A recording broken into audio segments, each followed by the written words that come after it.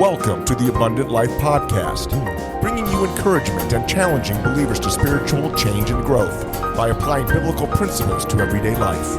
And now your hosts, Saso, Mendez and Ben Arellano.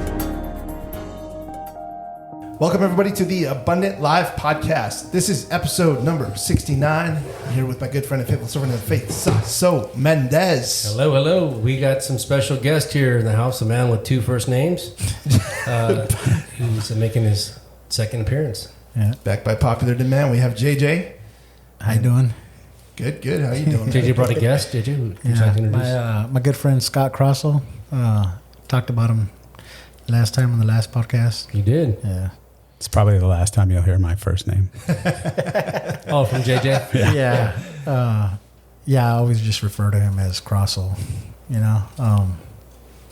Alex always says too, it doesn't even feel right calling him Scott.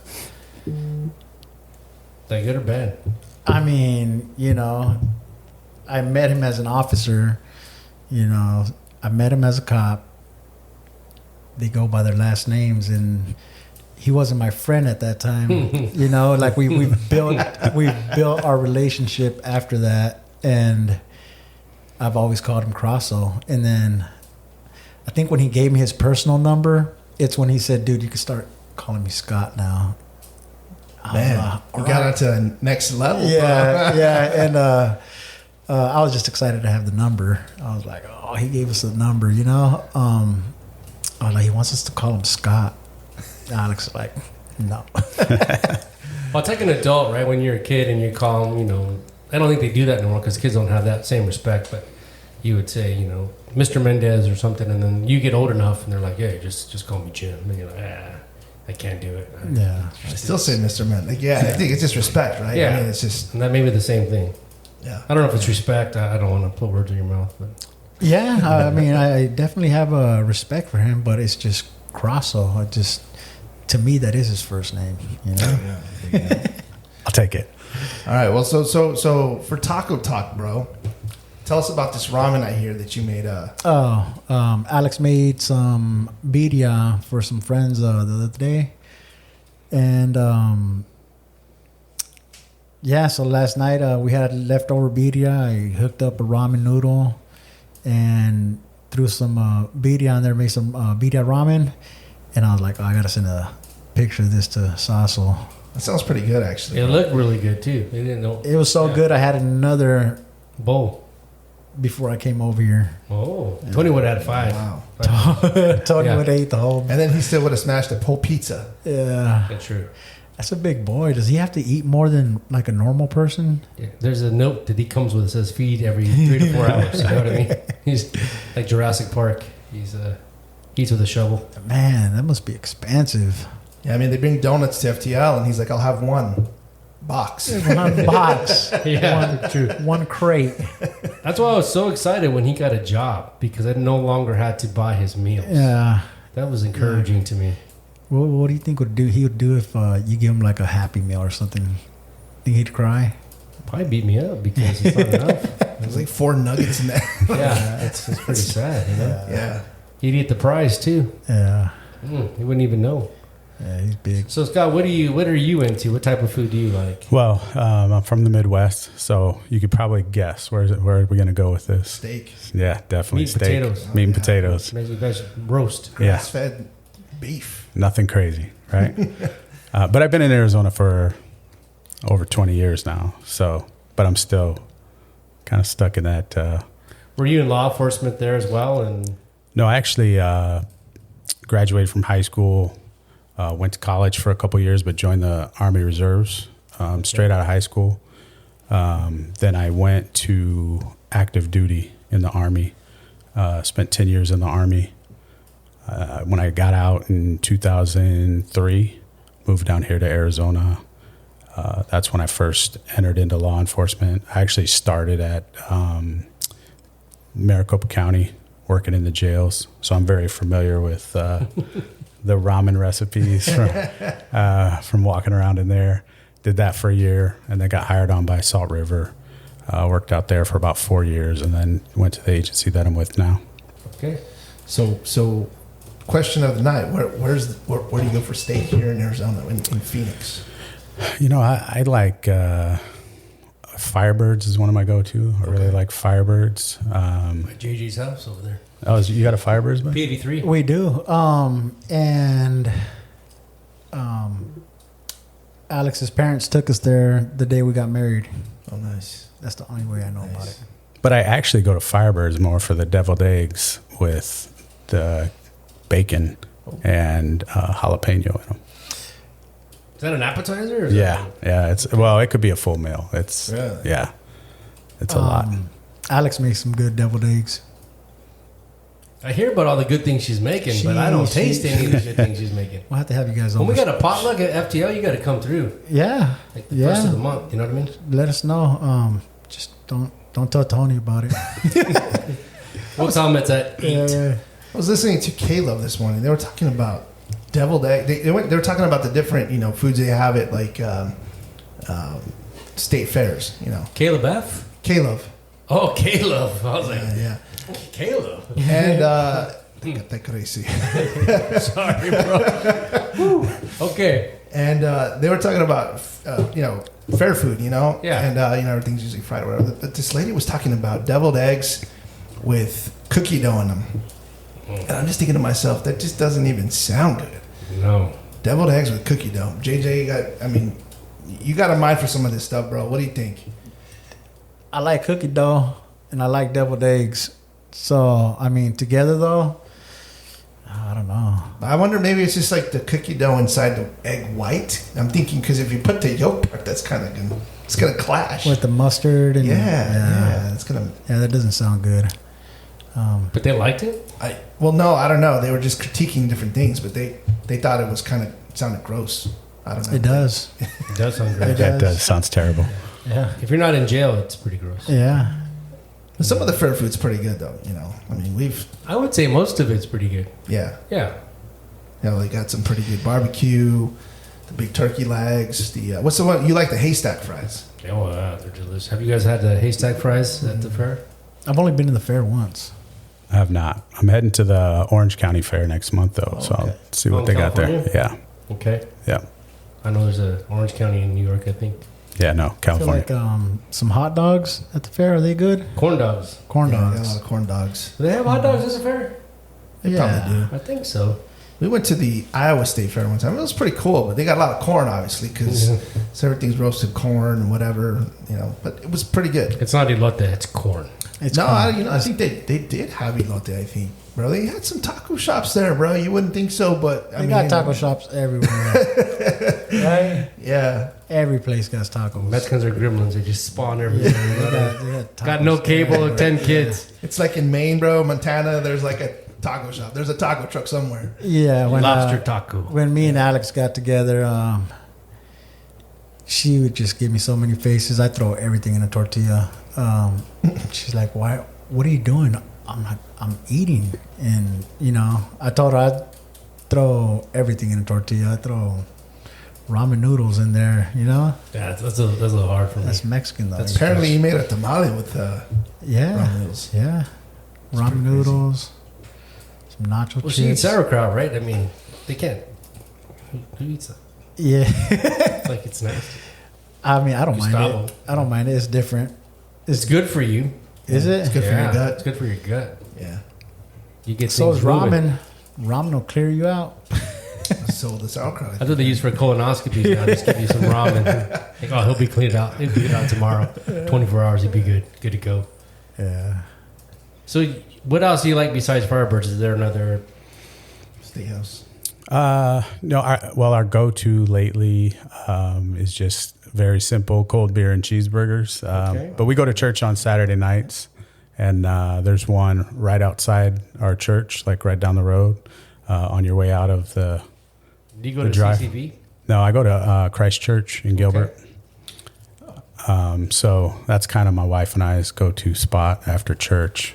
Hang out for a little bit, yeah. Because I know there's one on 67th, just north of CCV on Okay. Deer Valley. Which I Christ guess. Church do you go to? It's just Christ Church Gilbert. Oh, Gilbert. Okay. Yeah, Okay. yeah. Did you come all the way from Gilbert? Well, yeah, East Valley. Wow, we're gonna have to pitch in for gas money when we're done here. No. Company. Wow. Okay. all right. We don't want to go too far into that, but okay, I get what you're saying. I see what you're laying down there. Yeah. Okay. I mean, somebody. So I'm taking a couple guys from church to the baseball game. He's like, "I'll take you wherever you want to go eat." You know, and so I try to pick, Rito's, cheap place for happy hour specials. And he said, "No, something good like steaks." I go, "Let's go to Steak 44." He said, "Okay, wherever you want to go." And I'm like, I'm just kidding, because Steak 44 is like the most expensive restaurant in Arizona. Yeah. He didn't know any better. Like we would never. It's pretty good though, man. Yeah, we would never talk again after he took me there. Yeah. Full gras. Yeah, we took my mom to what was it, Mastro's, and That's up there. it was funny. Yeah, it was funny. She had ordered like, what do you want, Mom? Like whatever, get whatever you're gonna eat. And I think she ordered lobster or something, and they brought her meal, and it was right behind her, and she's all like, "Oh, it stinks." She's all like, "Smells like fish." Your food's here, Mom. She's like, "Oh, yum! It looks so good." I'm like, "Yeah, right." Yeah. Thanks. That's Yeah. why we can't have nice things. I know, right? But for the money, I think Texas Roadhouse, you really can't beat that steak for the money. You can't. I get that military discount there too. Oh, nice. Yeah. Yeah. You get those rolls with that fake butter, but that fake butter is pretty bomb, dude. It's still in me because it's plastic. What do you mean fake butter? It's margarine. You know what I mean? It's not real butter. It's not that Midwest butter. It's not country crock? It didn't come from the crock. It is a crock. It didn't come from But it did come from the country. It didn't come from the cow, bro. You know what I mean? But yeah, okay. So like steak, I like steak too. And Cheddar's has a pretty good steak, man. Cheddar's is pretty good. Have you been to Cheddar's before? I have. I don't think I've had the steak. Ribeye is pretty good there. I know somebody that likes the rolls better at Texas Roadhouse, but we're not going to say names in this podcast. But yeah, I think Cheddar's is those croissants. Yeah, those are pretty good. That honey butter. Is that real butter? That's real butter. I don't ask, bro. I just eat it. I think so because everything's made from scratch there. I bet. So they're churning butter somewhere, right? Yeah. There's a Mexican guy in the back. They grind it. There was. Well, yeah. He got raided. Wow. It's like Cold Barbecue. You know what I mean? They got raided. Cisco told me they shut down. Have you been to Cold Barbecue in Prescott? No. Shut down? That's what Cisco said. I told him, watch your mouth. He said, no, I'm serious. Seriously? Broke my heart. Oh my! It's the best barbecue I've had. Yeah. I don't know if it's best, but it's pretty good. It's Bro. Little Miss is pretty good too, bro. You think Little Miss is better than Colt? I don't know. I'd have to have them back to back. That's the thing. I've been wanting to go to that. Is that Little good? Miss? Little Miss. Yeah. It's good. It's really good, bro. Have you heard of The that? brisket, amazing. Get the. Is there only one location in the valley? Yeah. 2. Oh, there's 2. Tempe and right here. Didn't realize. Yeah. 7th Street by John C. Lincoln, not too far from the house. I've been talking about that for like the last 2 months. I'm like, Be sure and get the smoked pecan pie. smoke pecan. Bro. Yeah. Bro. I seen that. On Sundays, they got the pork belly. You can take some home, put it in your ramen. Yeah. Mind blown. Yeah. Yes. Everything's good. And then put that in the tortilla. The ramen and the pork belly. Yeah. Hey, when I was a kid, I was so fat that I'd put a tamale in a tortilla and eat it. It was My good dad's too, like, huh? "Bro, you're gonna die like it's 16 if It's you keep doing good. it." It's Everything- delicious. Everything but is yeah. better in a tortilla. Manteca with manteca. You know what I'm saying? That don't equal a positive there. It's still a negative. So my dad's like, you gotta slow down on that, son. So do you make your tortillas, man, or do you buy them? Or how, No, what do I you buy do? them. There's a carniceria in Mesa that we would stop by. It's on Broadway. In the mornings when we'd leave work, we'd stop there and I'd get tortillas there. I don't know how they make those tortillas, but I'm pretty sure we had a pack that we didn't touch for like 2 or 3 months. And I'm like, that thing's probably molded right now. And they were still good. You sure it wasn't McDonald's, bro? Yeah, that's Those not burgers good. 10 years after. I'm like, there's no mold on it, but it shouldn't be good still. Oh yeah, just Get throw the it away. Mc tortilla. Yeah, and then the next Make time that I happy went meal. there, I'm like, hey, how do you guys make your tortillas? And she's like, I'm like, I had a pack for like 3 months and they never went bad. Like, what kind of stuff are you putting in there? It's kind of scary, actually. Yeah, I know, It's right? probably still in you right I now, know, preserved. right?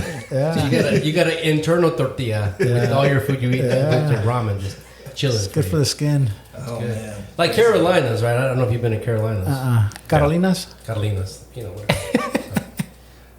Anyway, their tortillas go bad like in a week. Yeah. That's why I put them in the fridge. Yeah. I think that's good. I want my food to go bad. I don't want to just sit there and just, All right. it's like, Well, real food goes bad. That's the thing. yeah, yeah, There's no shelf life. Yeah. right. Yeah. Like Juanitas or what is that? That menudo you can buy at the store? Is it Juanitas? Yeah, Or- Juanitas. Yeah, Juanitas red menudo. Yeah. Yeah. Poor man's Christmas right there. Yeah. I Yeah, have a date with Juanita. But it's not how you think. yeah. She's taking me to dinner. Should we hit it? Let's hit it. All right, guys. So just before we get into the content here, I wanted to just remind you guys, visit us at abundantlife.fm, and you can get all of our show notes. You can see our last podcast with JJ as well. And you can also follow us on Instagram, Facebook, and YouTube. And if this podcast episode is a blessing to you, would you just do me a favor and subscribe, hit that like button, and that way you get notified when new releases drop. And so with that, Saso's going to get into our key verse for today, and we're going to jump into our content. I think we have an excellent story tonight of being reunited in a different way. And so we're just going to go through with Romans 8:20-29. And we know that all things work together for good to them that love God, to them who are the called according to his purpose. For whom he did foreknow, he also did predestinate to be conformed to the image of his Son, that he might be the firstborn among many brethren. So, JJ, last time you were here, you were telling us that you got pulled over. I think you said you were on the Brez or close by, and it's funny how you know some of my family there. Not in a good way, like you guys weren't praying together, but don't need to go into all that. But you got pulled over, like you saw a car out there and you didn't know who it was, and then Yeah, you so realized it was. I mean, obviously, the reservations don't have stores or a lot of things. So you got to go into the cities to, do your shopping or, car stuff, barbershop. So I was looking for a barbershop, and I think I had to be at work in a couple hours, and I was on a motorcycle, and I had my phone in my waistband. So I pulled over into what looked like an empty business into the parking lot, and to Google the address. And when I went to go pull away, there's a couple cops walking up on me, and they found out where I was coming from, and they called him. He knew that area really good, and I think there was another unit that pulled up before him, and then he pulled up, and I was like, oh, this is like feeling like my old days. And I just remember holding my phone, and I was just like, I'm just looking for the barbershop, and I'm just shaking. I'm like, oh, I just look guilty. And he pulled up, and he asked me my name, and I just told him JJ. And I'll never forget, he's like, Erasmo? And I was like, whoa, dude, like, how do you know my name? I'm like, I've been away for 14 years. I'm like, I'm not involved in that life. I don't have anything to do with that life. I walked away from all of it. I was like, I'm just looking for the barbershop. I was like, I work for CBI. Like, I'm doing good, And I think the more I talked, he was just like, I remember what he said. He said, I can't believe I'm hearing you talk the way you're talking. He said, you used to be crazy. And I was like, I changed, it's not me no more. And he asked me, they were like, oh, you're good. Like, I felt their body language relax, and I was like, oh, okay. I'm like, they're not going to sweat me over not having a motorcycle license. And, it was just my first encounter with them from getting out. And he asked if... I think we talked about... I think I first asked if you'd be interested in talking to kids, maybe. No. I brought that up to you. I thought you asked... You said... he said, "Hey, would you mind talking to my officers?" And I'm like, "You want me to build a case on something?" Like I'm not like I don't know, I don't know anything. I'm like I walked away from that a lot. Like, there's nothing relevant that I can tell you. And he was like, "No, nothing like that." He was just like every so often we have a training, with rookie officers that have an interest in either the gang unit or they just take this class to I guess educate themselves on people that look like me or gangs, right? Yeah. And I just like sort of took it all in, and I was like, man, this is something positive. I'm like, if I do this, this is gonna be like one more step away from that life, like I'm going and I'm like essentially like working with officers. I was like, oh, this is something good. I was like, yeah, I'll do it. And they called me up, and I don't know a couple weeks later or something. Yeah, probably. And had sort of like this debriefing process, I think, just to feel me out and make sure, like, not having somebody that's on drugs talking to our officers that are training, So I went through that and spoke to, I think, more veteran officers the first time, right? I think the first time you came in and talked, it was just to my unit. Yeah. The people that I worked with on a day-to-day basis. And then after that, I had mentioned my interest in working with kids and trying to get kids to walk away, like, before they end up like what I had to go through.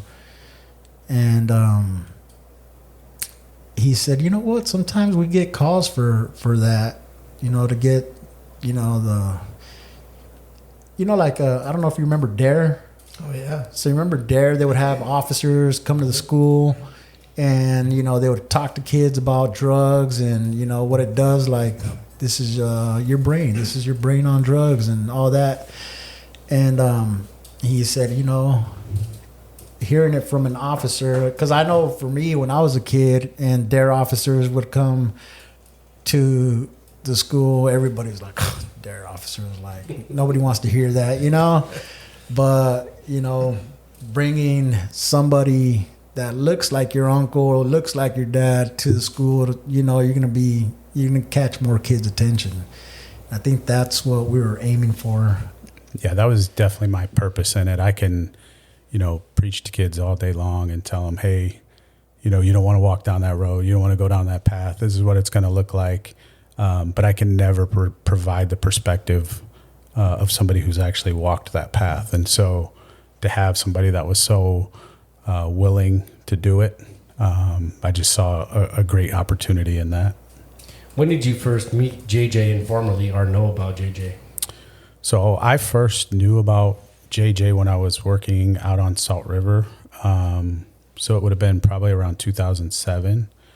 And what he failed to tell you guys in the last podcast was he was literally like the most wanted guy in the Valley for probably a couple months. And that presentation that we do with kids, like there's, the headline from when he got sentenced and kind of tells the story of that. And so although I had never met him because he got taken into custody while I wasn't at work, but I was looking for him. So, anytime we're looking for somebody, we do a lot of research into their background, who do they hang out with, all that kind of stuff. And so and then I have this crazy thing where I just remember people, which is how 14 years later, when we meet on the side of the road and he says, JJ, and I say, oh, Erasmo. Yeah, I didn't give my like, government name first, or like I just said JJ. And he's like, Erasmo? And I was like, oh, I'm like, how do you know me? I'm like, I've been away for a long time. But yeah, I was on the front page every day, on the news every day. Yeah. So they wanted you bad. Yeah, everywhere I'd go, they'd We're like, hey Jay, you're on the news, and I turned the TV off. I'm like, don't listen to that. I'm like, and I just didn't want to. I just didn't. I don't think I wanted to accept it as a reality that I'm like, oh man, I'm about to go away for a long time. People would show me newspapers, like, dude, look, and I'd get the newspaper and I'd turn it around and I'm like, I don't believe that, like. Well, you don't listen to your own podcast, so that makes sense to me. You don't want to see yourself on the paper. Yeah.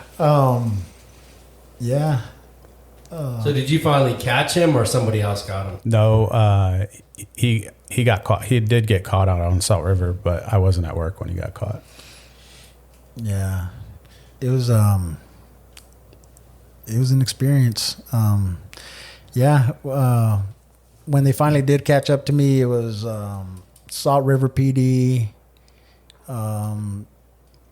Gilbert PD, Scottsdale PD. It was like a joint effort between all these agencies, and it was like 1:00 in the morning, and the house that they caught me at was just lit up like it was 12:00 in the afternoon. There was a helicopter, and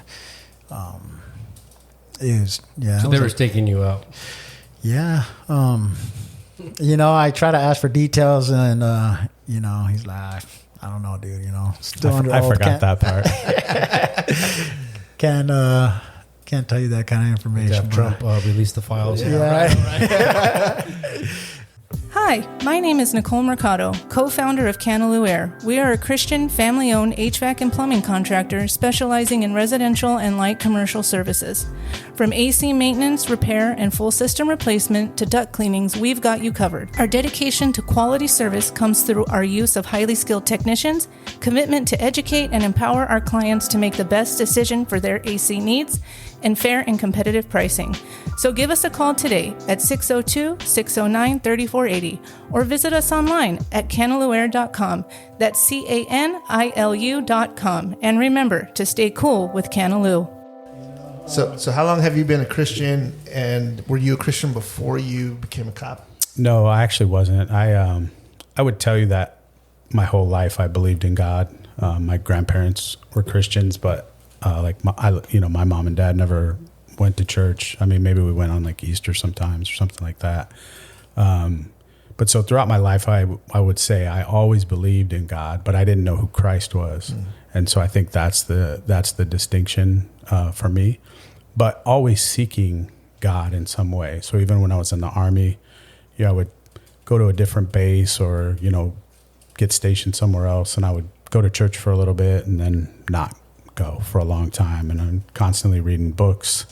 And so just seeking God. And then once we moved to Arizona, started going pretty regularly to a Christian church, but still for me at that point, I hadn't put my faith in Christ. So I'm just kind of sitting in church on Sunday, checking a box, because that's the thing I thought I should do with a young family.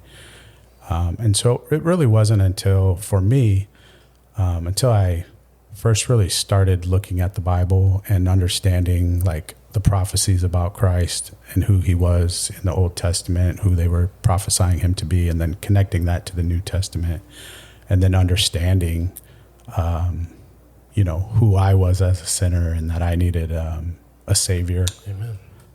And then that actually changed. I'm already a police officer at that point.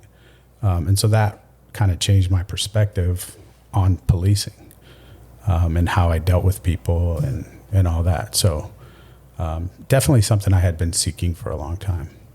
Now, when you saw JJ those 14 years later or 15 years later, whatever it may be, what were your initial thoughts? When you first saw him, did you think he was still up to no good, or did you hear him out? And I really didn't think, he must be doing bad. I mean, his immediate thing was like, hey, I'm not in that life anymore.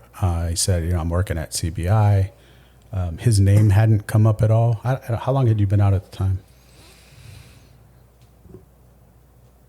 I had to have been at least over 4 months, because for the first 4 months I was working on cars, and then I started at CBI, so I was probably out 5 or 6 months already.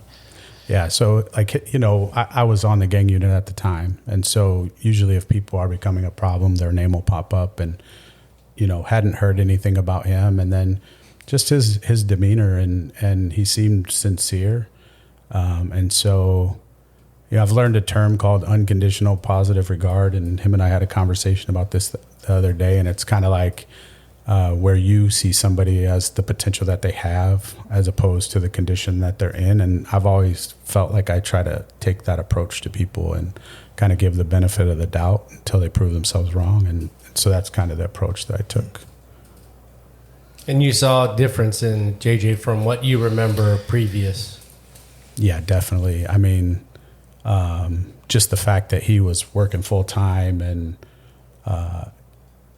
even just having that conversation and being open to that conversation, and then coming in and answering questions for officers. And again, he's always made the distinction, like, he's never like told on anybody or gotten anybody in trouble with his past or what he knew, but just the fact that he was willing to open himself up so that officers could gain a perspective that they might not be able to get just from working. Like he opened himself up to pretty much any questions that they wanted to ask him.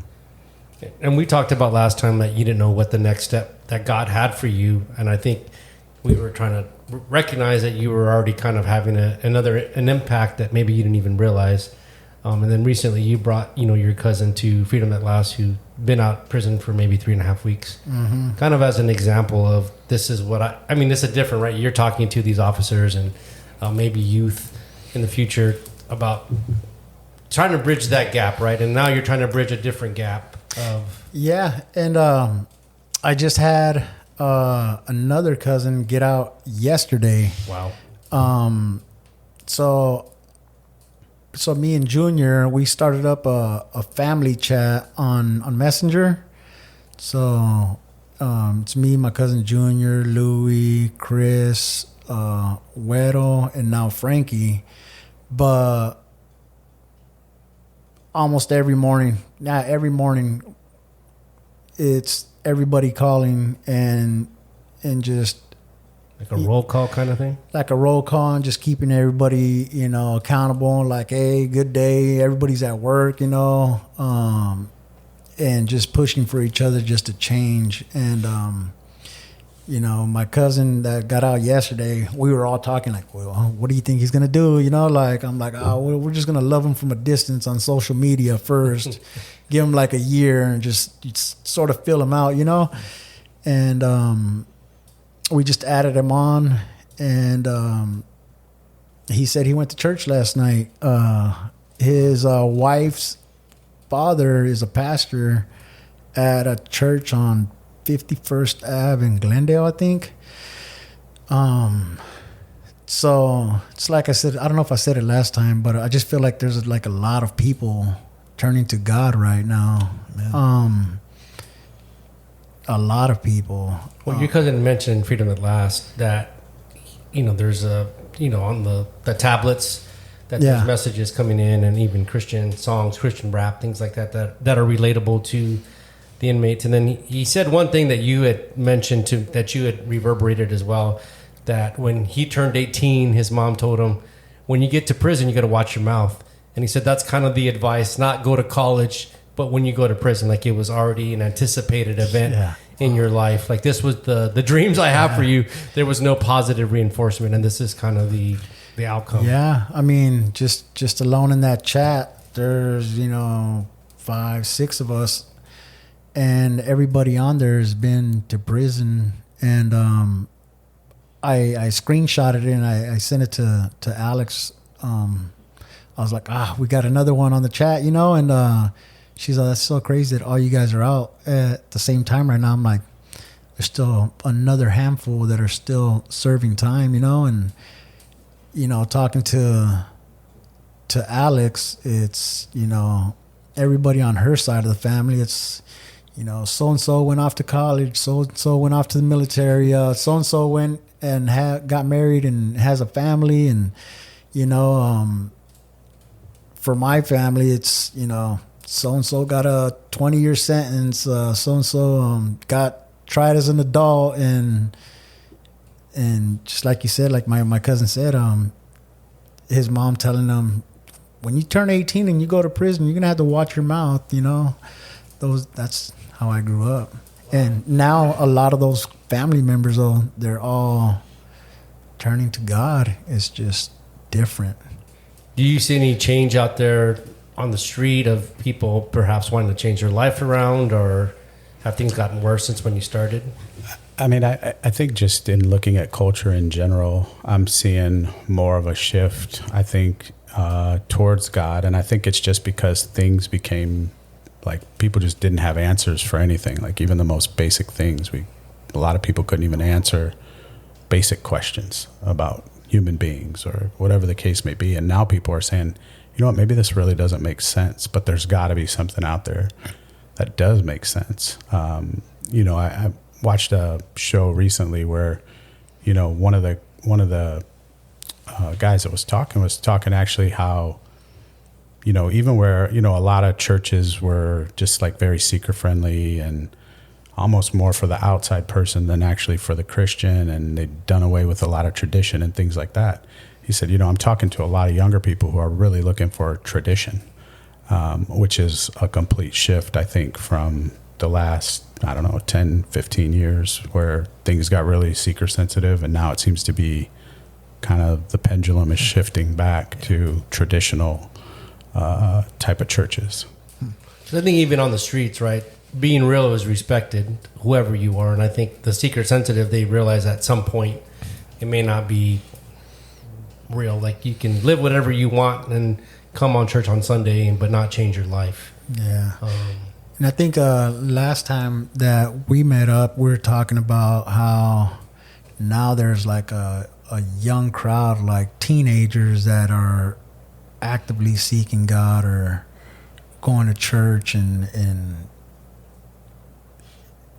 it wasn't like that before. I think Pastor Shaw hit on that probably like a month ago or something, or somebody that was speaking was saying how there's a younger crowd now coming in, and I think there's just a lot of things going on in the world right now that people are just, like you said, looking for answers. Yeah, and I saw like a documentary. It's been a while ago, but it was this guy from Dade County, Florida. He was a pretty bad dude, and you know, in gangs and all of that. But he was kind of like, you know, most wanted type of deal over there. And yeah, I mean, he was crazy, like getting gunfights, bare knuckle fights, and like just crazy. A lot of the things that he did, and then he gave his life to Christ. I don't know if I can't remember if it was in prison, but he gave his life to Christ, and now he's like a street preacher. Now he's just going around preaching Christ, like strong. And it's like you know, people see him, and you know, doesn't have the appearance of you, and it has an effect though, because people will pay attention to, you know, right. People on the streets, they pay attention because it's like that dude's already been there and done that, right. And they are seeking, I think, but it's really neat to see that that it kind of comes full circle around, right. You know, I think other places I've seen it is even like, you know, I'm a pretty big fan of the UFC. And I can remember watching some fights a couple of weeks ago, and almost every person that won, as soon as they started their interview, it was, I want to give thanks to my Lord and Savior, Jesus Christ.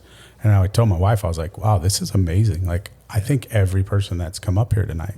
And then even, you know, you look at big podcasts like Joe Rogan, where he was completely anti. And now, you know, I don't know if you guys are familiar with Wesley Huff, but he had Wesley Huff, who's a Christian historian, on there recently.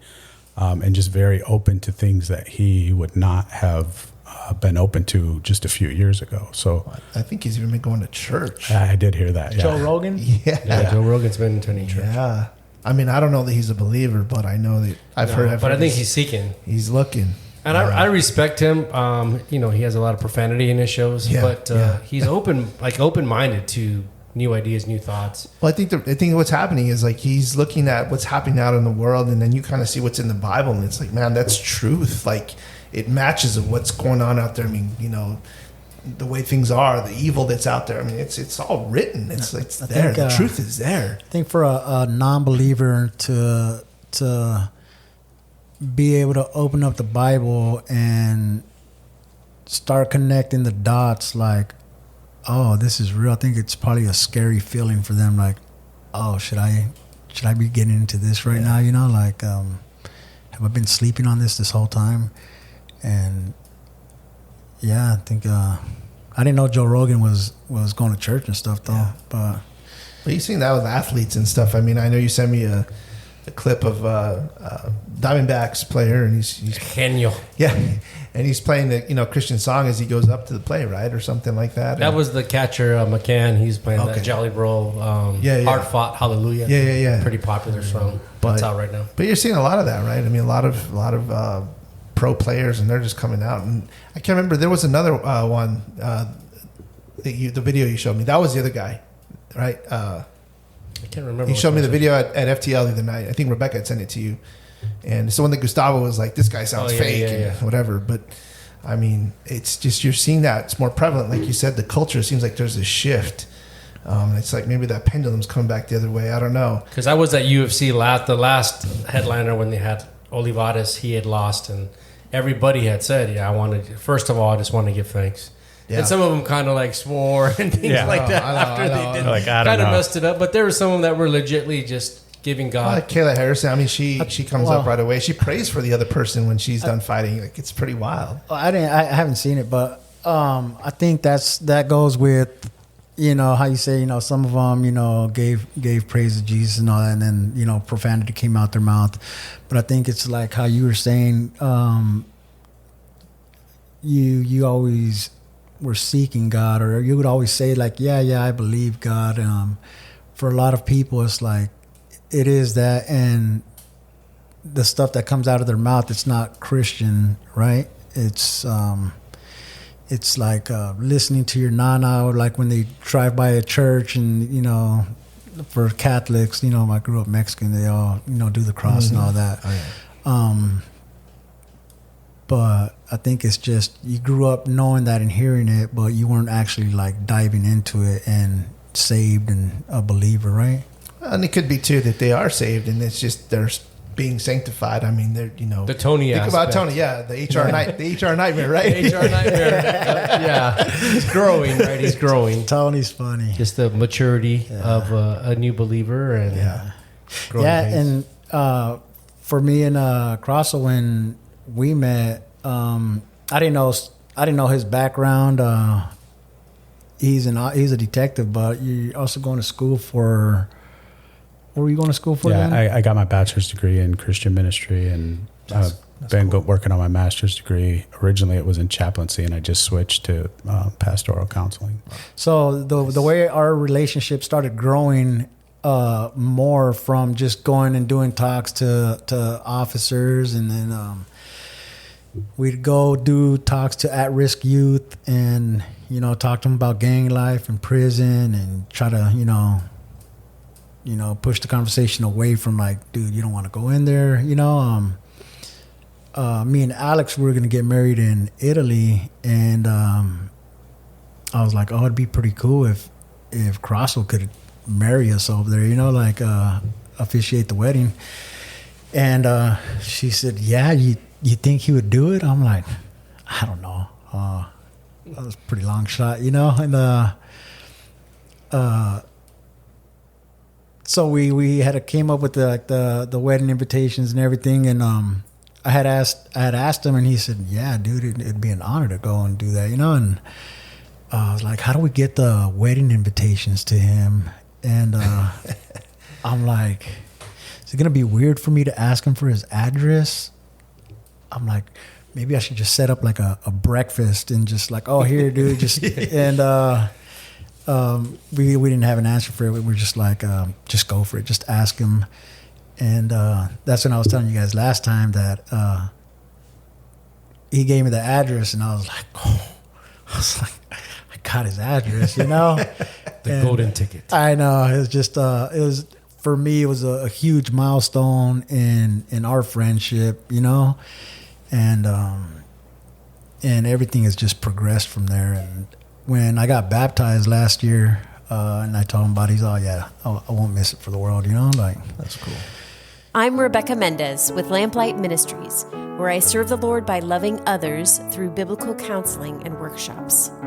Every day, we're reminded of our fallen world through disappointment, grief, fear, despair. We need a Savior, and in Jesus Christ, we have that Savior. He came to rescue us, offering His Spirit to guide us and His Word to comfort, correct, and lead us. If you're a follower of Christ, eager to grow in Him, I'd be honored to walk this journey with you through one-on-one biblical counseling. Together, we'll explore God's Word, find encouragement, and pursue faithful obedience to our Savior. Please visit me at lamplightministries.com to book your appointment today. How was it seeing JJ getting baptized? It was fantastic. Like, it was amazing. But I knew that he was heading in that direction. And so I wasn't surprised, when he told me. Obviously, he lives way out here, so we would mostly see each other, like we'd get together for breakfast or something. I'd meet up with him and Alex because they were working over in the East Valley. But yeah, when he told me he was getting baptized, I wasn't surprised. I think I had already gone to church with them once before. Just wanted to check it out. So I came out here, went to church with them, and then it was, I don't even know how much longer it was. Probably like 6 months later. 6 months, yeah, when he told me he was getting baptized. So I was like, yeah, I'll be there for that. So cool. So in your experience, how many people do you see like JJ that maybe had experience in doing criminal activity, come to change their lives? I imagine it's not common. It's definitely not common. And when I think about it, it probably happens more than I assume, but I don't see it. And it's just because him and I had that early contact when he got out, and we started doing the talks together, and kind of building that relationship where we stayed in touch. Whereas had I not run into him that day, he'd still probably, I'm sure, be doing the same stuff he's doing now. I just wouldn't know about it. There's one other guy that I talk to on a semi-regular basis who's also, done some time in prison and gotten out. And, him and I will chat with each other, and he's a Christian. And so really there's probably like two people that I've been a cop for 21 years. And I think that's just, the Lord working in both of our lives. I think I talked about it last time, like for me to pull into that parking lot, we always talk about it. For me to pull into that abandoned parking lot on that day to look for the barbershop that was right across the street. And, I didn't know he was a Christian then. And it was just, me and an officer, and just for everything that's happened, he does another program now that he teaches, but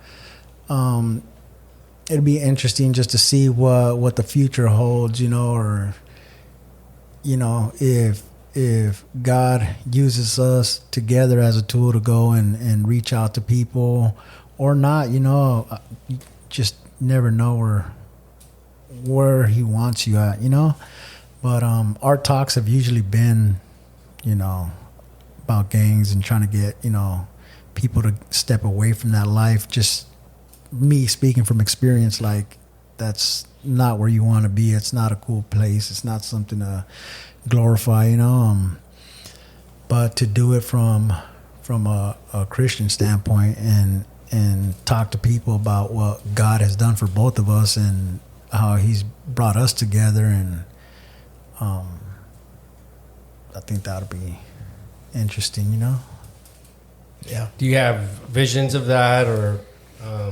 Yeah, I would love to see what the future holds. I definitely place all of this in God's hands and recognize God's timing. Exactly what JJ was just talking about. That we were working a special detail that day. It's not a day that I normally work. It was my sergeant that first contacted him, and he just called me on the phone. He's like, hey, this dude just pulled up on a motorcycle. He's all tatted up. He's like, can you head my way? And I was like, yeah, for sure. And then again, we're talking about 14, 15 years later, and just you can't like deny those kind of connections in your life. God's sovereignty in the matter. For sure. So do you have plans for, I mean, you said you're going to, or you did school, or you're going to school for pastoral counseling. Is that kind of like life after police, or is that, so you're just trying to maybe do something while now, or what's your plan? Yeah, I think originally my plan, so I was trying to be a chaplain on our department. We don't have any sworn officer chaplains. So I was trying to work it out with my department to be a chaplain, which is why I was pursuing the chaplaincy side of things. But I've been to a ton of chaplains training. I took a break from school for a year because I realized my faith had almost kind of become this academic pursuit. And so I was like, I need to step back and read my Bible just to read my Bible, not because it's what I got to do for my homework this week, right? So I took a break. I'm actually just in my first class back, but when I went back, I decided I was going to change from a chaplaincy cohort to pastoral counseling, not with necessarily any intentions of being a pastor, but just to see where it takes me. I mean, when I got my bachelor's degree in Christian ministry, it was, I want to get a bachelor's degree. I really didn't need to. And this would be a good route to go. And so I did it. So that's kind of the same avenue that I'm taking with my master's degree. I don't need a master's degree, but let's see where it'll take me. That's pretty cool. Yeah. I just think of the impact you have out there too. If you run into somebody and maybe they messed up, but then in the end they're seeking like help beyond just positivity, but seeking God in a different way, and you have those tools to reach them and to show them the light. Because I think a lot of people out there are just looking and Lost. just lost, just doing dumb stuff because they have no other thing to do, or they're bored, and they've come too far, and they're like, you know what, I don't want to live this life anymore. I'm done with it. For me, it's always been drug addiction seems to be the thing that keeps people, like even the people with the best intentions. It's once they get sucked back into that addiction that you see them kind of veer back off of the path of doing good, because like you were asking, how many people do you actually see who do it? I hear it all the time. I hear people say, this is, when I worked at county jail, all right, you ain't ever going to see me again. This is the last time.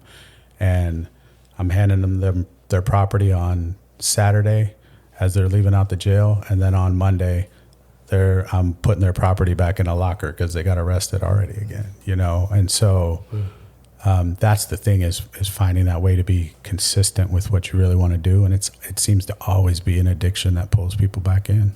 Yeah. And we have FTL, and we do that every Friday night, and we see that as well. Had a friend pass away, just couldn't kick the habit. Drug overdose, yeah. But in reality, I believe he was saved. He was, and we've talked about it before, he was convicted. He would come and he would cry, and he would, he was convicted. I mean, the Spirit was working, but he just had that physical addiction. He just couldn't kick it, and it took him. Yep. FTL is addiction ministry. Yes, sir. Freedom That Lasts that we have at the church every Friday. And it's different than church. I tell people, like, do I have to dress up? I'm like, no, it's not.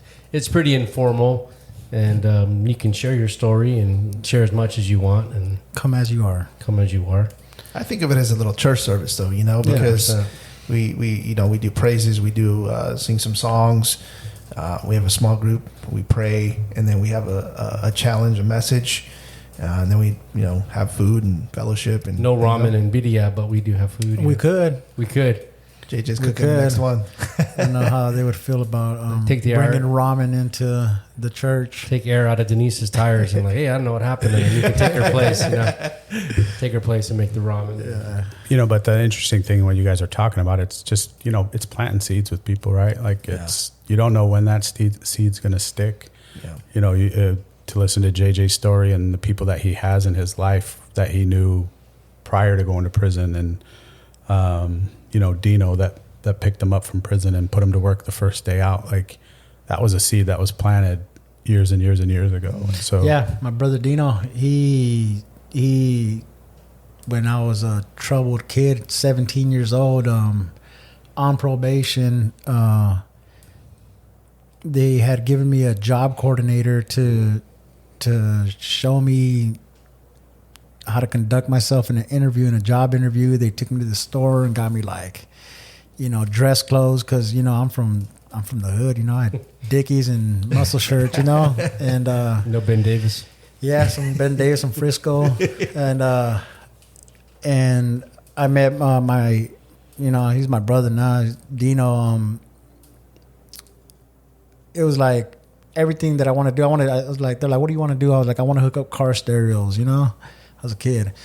They're like, all right. And every place that we went to, they're like, you got any experience? I'm like, no. They're like, yeah, you're not going to touch our stuff. We work with some pretty expensive stuff. And we had hit up, I don't know how many places, but we're coming down Mill Ave, and there's like this store, and it had like all these bright letters and everything on there. And they're like, it was an Arizona tent.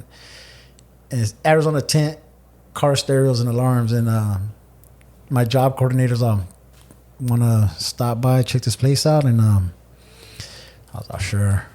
And I met Dino and his wife Tammy, my sister Tammy. They always talk about it. They said, yeah, when we met Jose, they call me Jose. They said when we met Jose, he was just really, standing straight up and just, serious look on his face. And Dino said, want to learn how to tint windows? And I was like, yeah, sure. And he taught me how to tint windows and hook up car stereos, alarms, all that. And he's the one that picked me up from prison. But he used to try to take me to church too when I was younger. And for him to pick me up was just like a lifesaver. Yeah. They picked me up from prison, and he put me to work that same day in his garage. He wires hot rods and everything. I think we were working on a razor. But he put me to work that same day. He said, I'm going to need you the next, tomorrow. I'm like, all right. So every day we would just go, and it was just God working in my life, Even I didn't see it then, just he's putting all these people in my life.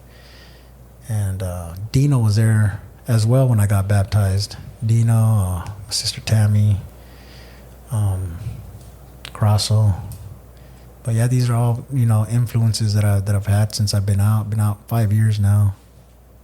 Well, it sounds like you have that opportunity now, and you talked about this chat that you have with your family and friends, and you're the guy now. Maybe you're that guy you're the Dino. You know what I mean? So I reach out to or sometimes I have people that, because prison was a big part of my life for all my life. And sometimes I have these guys that get out, and they'll reach out to me on social media, and I always tell all of them, I'll love you from a distance. I'll wait to see, get a feel for you. I'm not just going to show up to your house and you're doing some bad stuff that I don't want to be around. But Cross was like, it makes me sort of nervous. You talking to some of these people sometimes. And Alex is the same way. Alex is like, yeah, but like I said, I have, my friend Thumper. I've been trying to help him out since he got out, just being there for him. I brought him to church one time, but he's doing good. He gets a CDL on the 1st, but he'll call me and chat, sometimes. And he was just like, man, I'm just really grateful for you, and you're an inspiration to me, and I'm happy to see you doing good. And for me, that's just like, how can I give back? How can I please God? He's been so good to me, and everything that I have right now. I have a wife. I have a family, kids. I have good friends in my life that I'm grateful, for this friendship, for you guys. God gave that to me, and I don't think he just set me up just so I can just, live a lavish life and just, sit at home and eat birria ramen, It's like, okay, dude, like you got to get to work sometime, and trying to figure out, what it is that I need to do. I'm like, maybe I need to reach out to people. Maybe, my story will help out some people, hopefully, they get saved. That's the goal, right? But if not, at least maybe I could just, be that influence to tell you just get a job and just work and just pay bills and be normal, So I think it's a little bit of both, right? I mean, you can love on these people and show the love of Christ, and maybe working them from that angle. You're helping them get a job or whatever, but at the same time, they're watching you and how you live and conduct your life. It's like you said, plant that seed, right? And you're shining that light of Jesus, and so invite them to church, just little things, or hey, pray before your meal or whatever, and just these little seeds that you're planting and you're showing them, just drawing them in, but building that relationship. And you never know, man, you might lead somebody to Christ, and that's the ultimate goal. Yeah, I think, for me, I always remember when I was in juvenile in Adobe Mountain, I always remember there was this guy that was all tatted up. I think he was from California.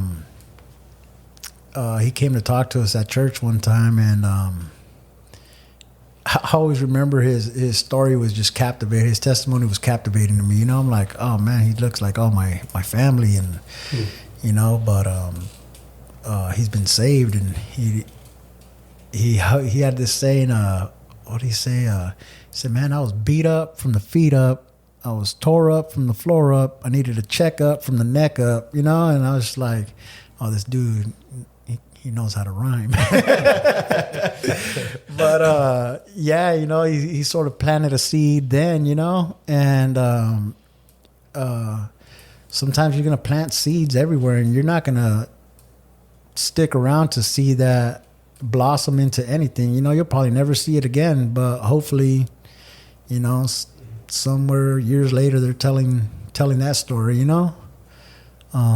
Eternity only knows, right? When you get to heaven and you may hear stories of people that you had an influence on. Yeah. Or you might get to, you might not be the one planting the seed. You might get the opportunity to pull that little harvest right there. Yeah. You know what I mean? Because other people have been planting, and then you're the one that's just, right. You know what I mean? Yeah. You never know. I mean, you never know what part of the story you're going to... The process. And the process, right. You know, God can use you in all kind of different ways, man.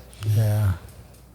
I think he already is using you. Only time will tell, right? Yeah. Yeah. Well, I saw it when we were going out and talking to kids and stuff. Just even some of the crazy connections that he had with kids. Like, he's like, oh, yeah, I know your dad. And I'm like, how do you know their dad? Like, we're in Pinal County right now. And oh, yeah, that's Pinal County. Then when we went to the school, too, when Alex came along, we did, like, those 4 classes. I knew that he was from my neighborhood. He's like, oh, so? I'm like, yeah. I'm like, you're talking about Pepe. Right? Which is funny because Pepe had got out after that, and I got him a job at CBI. Yeah, I'm like, I seen one of your nephews at school. I'm like, he's a little knucklehead, man. Like, went over there to talk to him about, we always talk about this. Like, you go talk to these kids, and they're at risk. They're like already in that life or drawn to that life, and you go and talk to them and try to steer them away from it. Like, hey, I've been down that road. Like, this is what you got to look forward to, you know? And there's always that one that's just seems more intrigued about that life, like asking you all the wrong question, you know? So when you were there, did you do this or did you have that? And it's like, all right, dude, like, got to go somewhere else. Yeah.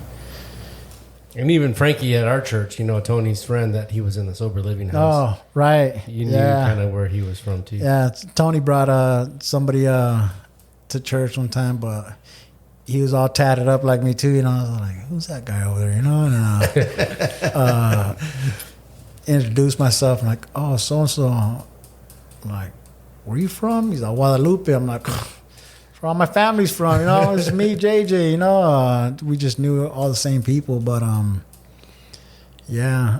I mean, when you talk about like all the bad neighborhoods and everything in Arizona,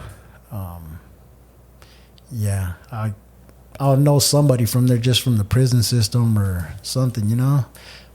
Same thing like where I used to work at CBI. Like, I was good at my job because we'd have a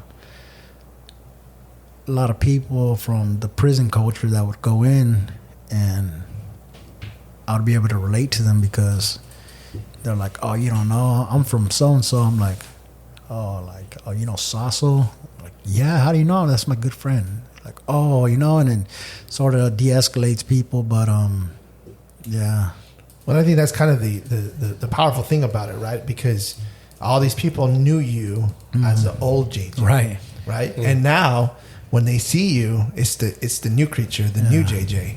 And they it's like, what's different? Like, I want that. How did that happen? You know? Yeah. And that's where the power of this comes in. This power of this story comes in. The changed life, the power of God. It's amazing, bro. Yeah, that's what I was telling Saso last time. Like, next time you guys go out, you know, with Freedom That Lasts, I'd like to go along. Just help out wherever I can, you know?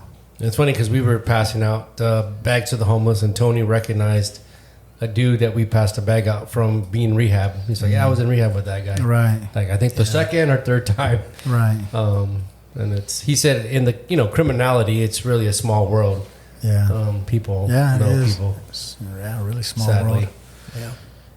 If you're going to give any parting words or just anything about your story, and you want our listeners to know about you or your story or about anything, you know, what would you have to say? I think the biggest thing for me, and especially as it relates to JJ, is it just really shows. I've seen people with a Christian heart, just how they've had that effect on his life, whether it's his father-in-law, whether it's the church that you guys go to. Because let's be honest, there's a lot of places that he could have walked into with the tattoos all over his head and over his arms and could say, "Yeah, we're a church," but might not have been so kind to him, right? And so, you know, I think that's my biggest thing is, like, if we're going to say we're Christians, we have to really act like that.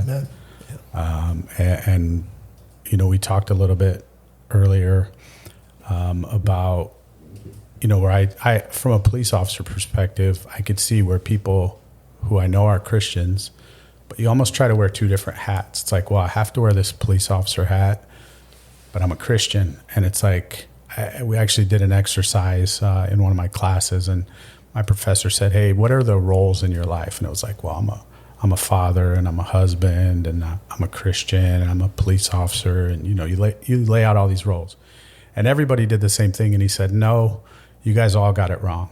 And so he pulls Christian out of everybody's list, and then he kind of draws a line over the top of everything and then writes Christian. And so it's like, you're a Christian father, you're a Christian police officer, you're a Christian husband. And so when you take that perspective into your life, and I think that's the perspective that allowed me to even be open to that first conversation with JJ, is like, hey, I want people to turn to Christ. I want, you know, that for people. But if we're going to shut people out, how do we ever get that? How do we ever get to that spot? And so I think that's the biggest thing is, like, if you say you are a Christian, live it out. Like, be open to people, give people grace. And a lot of times, like I said, I think a lot of people would just look at JJ and go, not that guy. Yeah. You know? And so we have to really be careful with that. Well, and I think that's the model of Jesus, right? I mean, he sat with publicans and sinners and prostitutes and people that maybe looked like JJ or whatever, and he loved on them. He didn't cast them out. They were the cast outs, and he drew them in to his sphere of to his his circle, and he loved on them And used them. And the powerful thing is he looks on the heart, right? He's not. right. He doesn't care about your appearance. Outward appearance. He cares about your Thankfully. heart. Yeah. Amen. He redeems. Amen. You know. Amen. Yeah. Well, it's been a good episode, guys, and appreciate you coming on the show, Scott. It's good to meet you. JJ, welcome back, and glad to have you, and maybe another episode in the future. Or maybe we'll outdo. Big Tone. We'll have to surprise. Was Rebecca's the third? Rebecca's like four, I think Three, three or four times, something like that. Yeah. so- She might be. She don't even listen to the podcast, so we can't have her on anymore. But JJ doesn't either, so he don't listen to himself. Yeah. Maybe I'll listen to this one. There you go. Yeah. You got to listen to that one, part 1, part 2. You can see the improvement, bro. And then Tony, if I do one with Tony, I'll definitely listen to that one. Just listening to Tony in general is just. We could have Diane with the mute button. You know what I mean? We're ready to get Tony. It's going to be the little buzzer, and then it's got to blur these words. Pixelate his mouth. Pixelate. You know what I mean? Put it on a delay. Yeah. We need a delay for sure. Love you, Tony. Love you, Tony. Shout out to Tony. Oh, man. Well, thanks, guys. I really do appreciate it. And thank you all for listening to this episode of the podcast. Remember to subscribe. And if this episode's been a blessing to you, please give us a thumbs up. And we will see you in the next episode. Bye Number for now. 70. Bye. Number 70. Bye for now. Thank you for listening to the Abundant Life Podcast. We pray you were blessed by today's episode. Please visit us online at abundantlife.fm. Until next time, may God bless you.